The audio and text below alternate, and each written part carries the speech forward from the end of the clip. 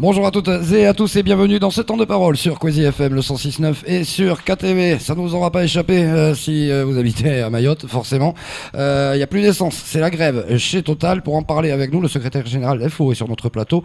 El Aziz Amidou est avec nous, Samuel. El Aziz, bonjour. Bonjour.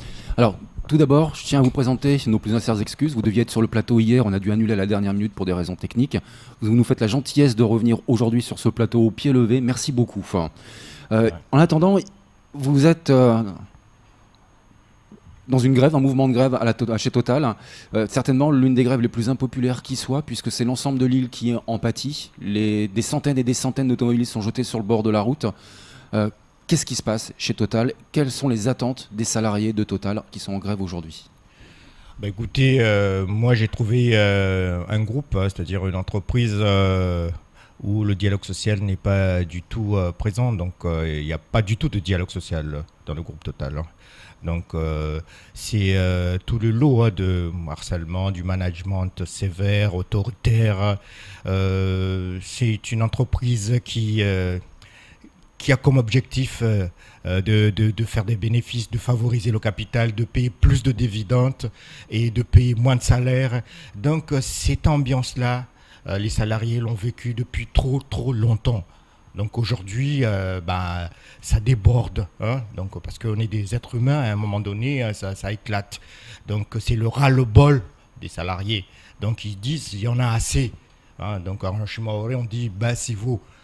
Donc aujourd'hui, le mouvement, il est là.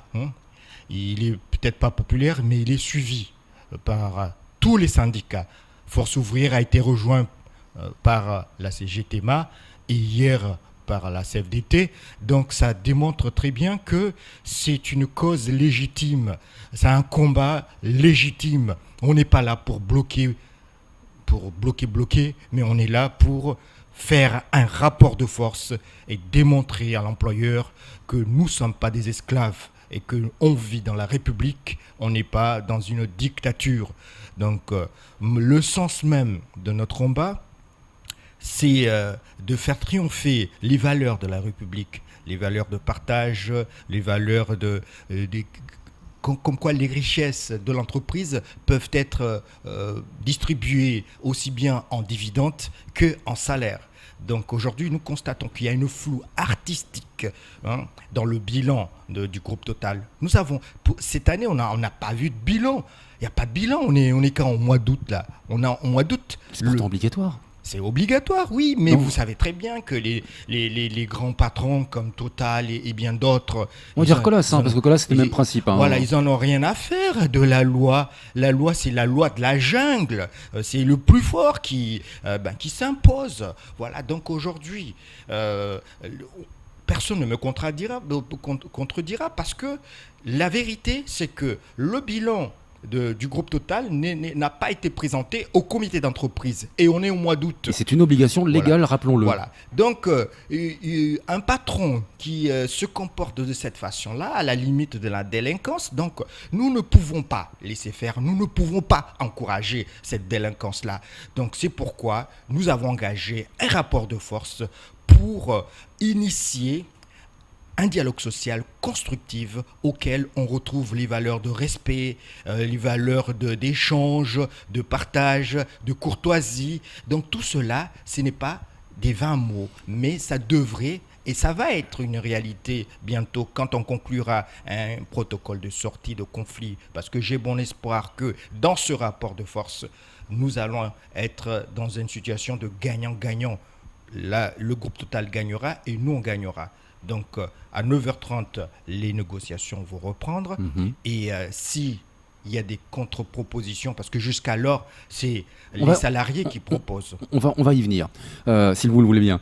En attendant, dans le communiqué qui a été envoyé pour la première fois par la direction de Total, il est indiqué qu'il y a eu des avancées sociales notoires avec le 13e mois, les chèques déjeuner, les mutuelles, complémentaires santé, augmentation annuelle du groupe, intéressement aux bénéfices. C'est ce qui est indiqué par la direction, c'est pas moi qui le dis. Et on se dit, mais ils sont quand même bien lotis chez Total, pourquoi ils demandent encore plus ? Oui, mais dans tout ça, On ne vous a pas parlé de problématiques des DAC, des distributeurs automatiques de carburant. Qui remplace les pompistes. Vous savez très bien qu'un DAC installé, c'est 4 pompistes qu'on doit licencier. Donc, faites le compte dans les stations, là où il y a les DAC. Les salariés qui sont présents, ils sont devenus des victimes, c'est-à-dire qu'on les culpabilise, on leur dit vous êtes en surnombre, on les oblige à des départs forcés. Il y en a qui démissionnent, il y en a même qu'on colle des fautes à droite à gauche pour les licencier comme des malpropres. Donc c'est ça la vie sociale dans une entreprise. Moi je dis non. Donc quand il parle qu'il a donné, non, mais encore heureux qu'il donne, mais c'est insuffisant. Ce qui doit se préoccuper aujourd'hui, c'est la motivation de ces agents. Aujourd'hui, tous les agents du groupe Total ne sont pas motivés pour travailler. Ils ne sont pas motivés pour aller au boulot pour la simple et bonne raison, c'est qu'il y a une ambiance délétère, les choses ne s'arrangent pas. Il y a vraiment il y a un chaos au niveau du dialogue social. Donc, il y avait eu une convention qui avait été signée entre la direction et les salariés de Total en 2010-2011, si je me souviens bien. C'était un pacte de non-agression, justement, avec la mise en place de ces fameux distributeurs automatiques de carburant. Ça ne devait pas être au détriment des salariés. Et ça, c'est pas respecté, alors? Écoutez, quand on est un grand patron, comme le groupe Total, on essaye de masquer les choses, on essaye d'intimider et de détourner les choses en manipulant les délégués et les salariés. Donc moi j'ai bien lu dans le protocole, c'est qu'il était prévu d'ouvrir les DAC au moment où les salariés finissaient le boulot. En fin de journée pour la nuit, c'était ça. Voilà, pour la nuit. Ou pour les jours fériés. Et voilà. Et au moment où les salariés sont en poste, ce sont les salariés qui travaillent, ce sont les pompistes qui travaillent. Ça, c'était au départ, c'était pour masquer l'objectif qui était affiché, c'est-à-dire remplacer les salariés par les DAC. Et au fur et à mesure que le temps passait, les DAC ont purement et simplement remplacé les pompistes. Donc, si ce n'est pas de la tromperie, je ne sais pas comment dire. Donc, aujourd'hui, il y a un malaise social. Il y a des licenciements qui se font tous les jours. Il y a des départs forcés tous les jours. Il y a des harcèlements. Les gens sont harcelés à longueur de journée. Donc tout ça fait que aujourd'hui c'est un cocktail Molotov. C'est explosif. Dans une station, c'est dangereux. Voilà. Donc dire que tout ce qu'on a donné, tout ça, et que ces agents-là sont bien lotis, moi je dis non. Ces agents-là ne doivent pas être culpabilisés. On ne doit pas dire, par exemple, estimez-vous heureux d'avoir un salaire tous les mois, parce qu'à côté, aux Comores et à Madagascar, eux, ils n'ont pas ça. Donc non, ne comparons pas.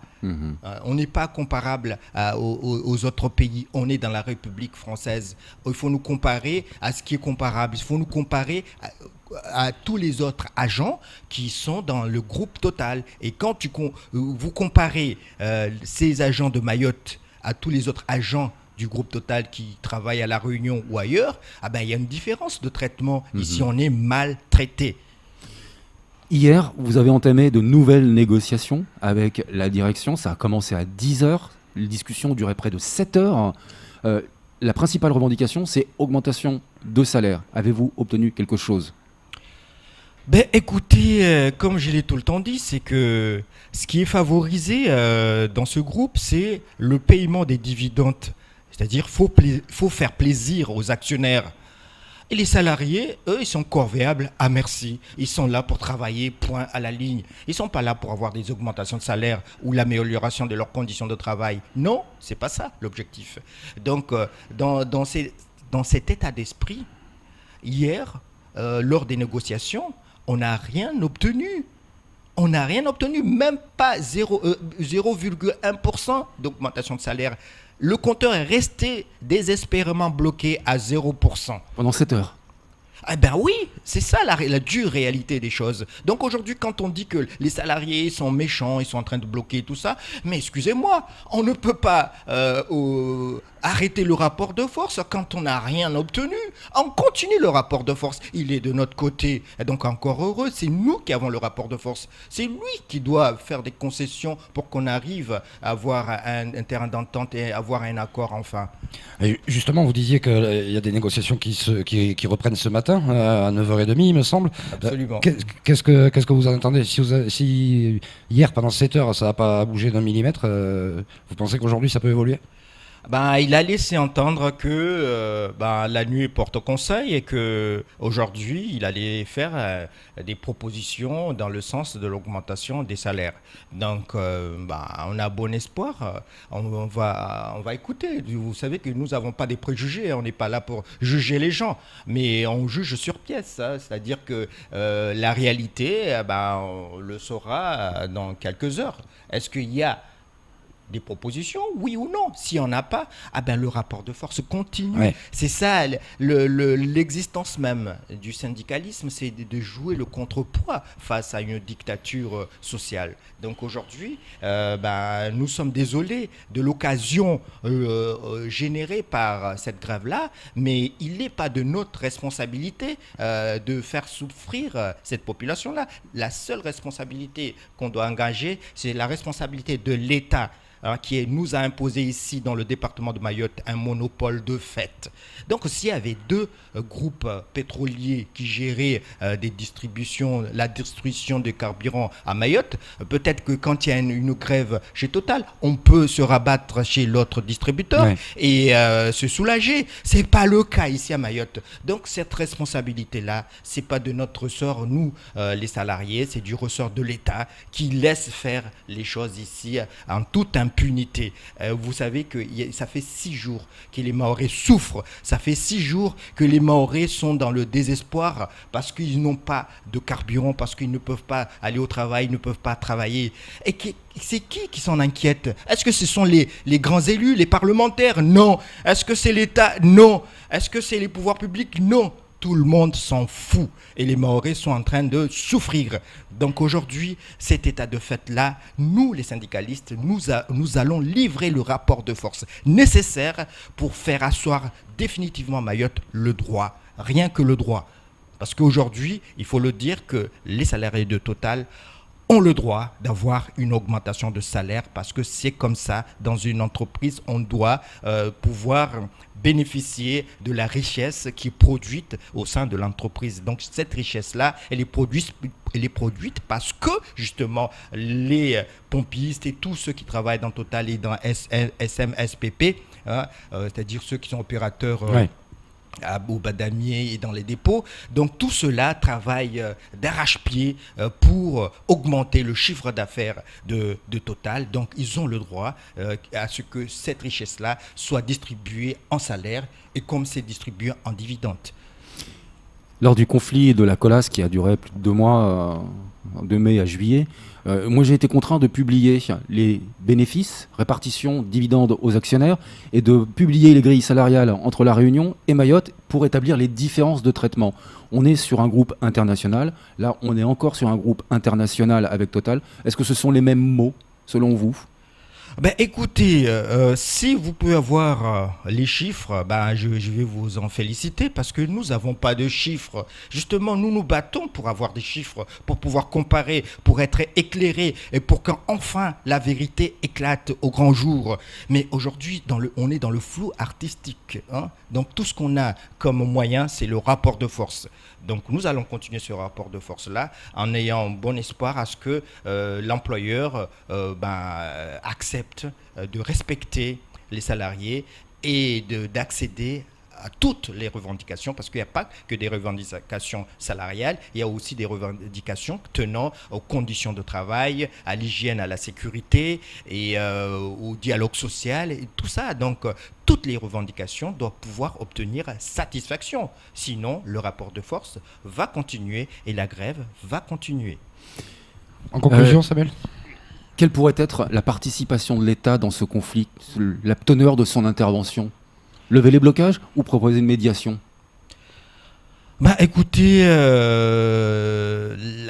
la solution, c'est de contraindre l'employeur à négocier, à faire des propositions. Parce que la médiation ne sert à rien quand il y a un dialogue de sourds, quand toutes les parties, chaque partie campe sur ses positions. Donc aujourd'hui, le rôle de l'État, c'est de faire pression sur l'employeur et de lui dire qu'il faut quelque part faire des concessions, chose aujourd'hui que l'employeur ne fait pas. Donc moi j'incite l'État à faire pression sur l'employeur pour qu'il fasse des concessions dans le sens d'aller vers un protocole de sortie de conflit. Elanziz, merci beaucoup. Beaucoup de courage aussi et de ténacité pour cette nouvelle négociation ce matin. Merci beaucoup d'être venu vous exprimer sur ce plateau. C'est tout pour ce temps de parole.